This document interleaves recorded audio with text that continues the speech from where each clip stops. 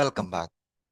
So guys, ఈ రోజు సెషన్లో మనము ఒక brief overview on class and as well as an object గురించి చూద్దాం. అసలు క్లాస్ అంటే ఏంటి, ఆబ్జెక్ట్ అంటే ఏంటి, మనం ఎందుకు దీన్ని యూజ్ చేయాలి, సిగ్నిఫికెన్స్ ఏంటి, జావా స్క్రిప్ట్లో అసలు క్లాస్కి సింటాక్స్ ఏంటి, ఆబ్జెక్ట్కి సింటాక్స్ ఏంటి అన్నది చూద్దాం. సో ఒక సింపుల్ ఎగ్జాంపుల్తో స్టార్ట్ చేద్దాం. So consider that we are studying in an ABC engineering college. ఓకేనా, ఇప్పుడు మనం ఏబిసి ఇంజనీరింగ్ కాలేజ్లో చదువుతున్నాం.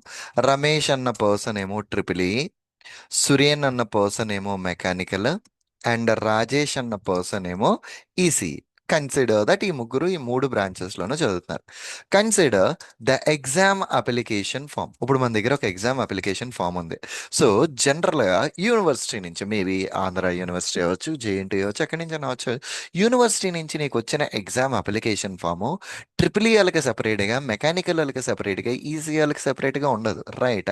Exam application form is common for all the branches, right? అక్కడ మల్టిపుల్ చెక్ బాక్సెస్ ఉంటాయి, వాళ్ళ చెక్ బాక్స్కి తగ్గట్టుగా వాళ్ళు దాన్ని ఫిల్ చేసుకుంటూ ఉంటారు, రైట్?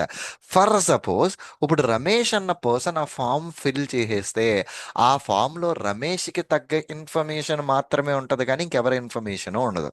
సో ఇక్కడ class is a blue print from where the individual objects got a created. Okay, అంటే ఇప్పుడు exam application form common for అందరికీ కాబట్టి that itself is a class. ప్రతి ఒక్కళ్ళు ఒక్కొక్క ఫామ్ తీసుకుని వాళ్ళ డీటెయిల్స్ ఫిల్ చేసిన తర్వాత ఆ ఫామ్ మొత్తంలో, అంటే కామన్గా ఉండే ఫామ్ నేను నా డీటెయిల్స్ ఫిల్ చేయడం వల్ల it becomes an object of Surendra. ఇప్పుడు ఇంకొక థంబ్ రూల్ మీరు ఇక్కడ చూసుకోవాల్సింది ఏంటి అంటే, అసలు ఎగ్జామ్ అప్లికేషన్ ఫామే రాకపోతే రమేష్ కానీ, సురేష్ కానీ, రాజేష్ కానీ ఎవరు ఫిల్ చేయలేరు. సో దాని మీనింగ్ ఏంటి అంటే, ఎగ్జామ్ అప్లికేషన్ ఫామ్ క్లాస్ లేనిదే ఆబ్జెక్ట్ లేదు నీకు. సో క్లాస్ ఉంటేనే కదా దాని నుంచి నీకు బ్లూ ప్రింట్ ఉండేది. సో క్లాసే లేకుంటే ఆబ్జెక్ట్ అన్నది లేదు. ఇప్పుడు ఈ జావా స్క్రిప్ట్లో క్లాస్కి సింటాక్స్ ఏంటి అంటే, class, class name, open bracket, okay, open bracket and the closed bracket, regular brackets అండి. సో మెథడ్కి మనం పెట్టే బ్రాకెట్సే, ఈ ఫంక్షన్కి మనం డిఫైన్ చేసిన బ్రాకెట్సే. ఇప్పుడు నార్మల్గా మనము ఫంక్షన్స్ రాస్తాం, రైట్? క్లాసు లోపల నువ్వు రాసే ఫంక్షన్స్ని ఇక్కడ మనం మెథడ్స్ అంటామండి. సో రెగ్యులర్గా నువ్వు రాసే ఫంక్షనే జావా స్క్రిప్ట్లో నువ్వు ఆ ఫంక్షన్ని కనుక ఒక క్లాస్ లోపల రాస్తే ఆ ఫంక్షన్ మెథడ్ అవుతుంది. సో మెథడ్ అయినా ఫంక్షన్ అయినా అంతా ఒకటే, రీయూజబిలిటీ కోసమే. కానీ నువ్వు డిఫైన్ చేసిన తర్వాత దాని యూసేజ్ అన్నది మారిపోతూ ఉంటుంది అన్నమాట. ఓకే, బాగానే ఉంది. సో ఇప్పుడు ఇక్కడ క్లాస్లో ఉన్న ఇన్ఫర్మేషన్ మనం వేరే చోట యూస్ చేసుకోవాలి అంటే you need to create an object to access the information present in the class. నీ క్లాస్లో ఉన్న ఇన్ఫర్మేషన్ నువ్వు యాక్సెస్ చేయడానికి you need to create an object. So in జనరల్గా ఆబ్జెక్ట్ క్రియేషన్కి మన దగ్గర ఉన్న సింటాక్స్ ఏంటి అంటే, ఐడియల్గా we need to follow a syntax కదా. So let OBJ name is equal to new class name. ఆ క్లాస్కి నువ్వు ఆబ్జెక్ట్ క్రియేట్ చేసి ఓబీజే నేమ్లో పెట్టావు. సో నువ్వు ఓబీజే నేమ్ డాట్ అంటే ఆ క్లాస్లో ఉన్న మొత్తం ఇన్ఫర్మేషన్ అంతా నీకు వచ్చేస్తుంది.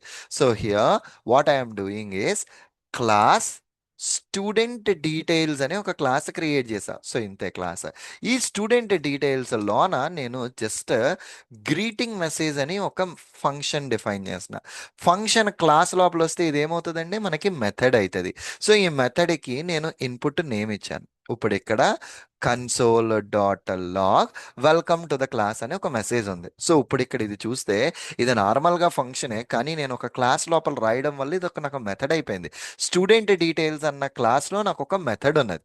ఇప్పుడు నేను దీన్ని కాల్ చేయాలి అంటే let student one is equal to new student details. ఒక క్లాస్కి ఆబ్జెక్ట్ క్రియేట్ చేశాను.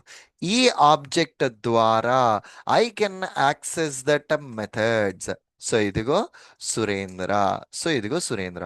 ఇప్పుడు ఈ సురేంద్ర ఏం జరుగుతుంది, ఈ స్టూడెంట్ వన్లో ఉన్న గ్రీటింగ్ మెసేజ్ దానికి సురేంద్ర ఇన్పుట్ వెళ్తే ఏమవుతుంది, welcome to the class Surendra అన్న మెసేజ్ నాకు ప్రింట్ అవ్వాలి. సో ఇప్పుడు ఇది రన్ చేస్తే welcome to the class Surendra అన్న మెసేజ్ ప్రింట్ అయ్యింది. సో సింపుల్ థింగ్ ఏంటి అంటే, సో క్లాస్లో నువ్వు కావాల్సిన కంటెంట్ క్రియేట్ చేయొచ్చు. నార్మల్గా మెథడ్స్ అలాంటివి మనం క్రియేట్ చేసుకుంటూ ఉంటాం.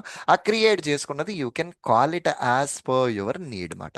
Okay, perfectly all right. నువ్వు క్లాస్లో ఉన్నది నువ్వు కాల్ చేసుకోవాలి అంటే you need to create an object and then you can access that information. Okay. Perfect. In details about this class and an object అన్నది మన నెక్స్ట్ సెషన్‌లో with a couple more examples చూద్దాం. Okay. Thank you very much. Bye.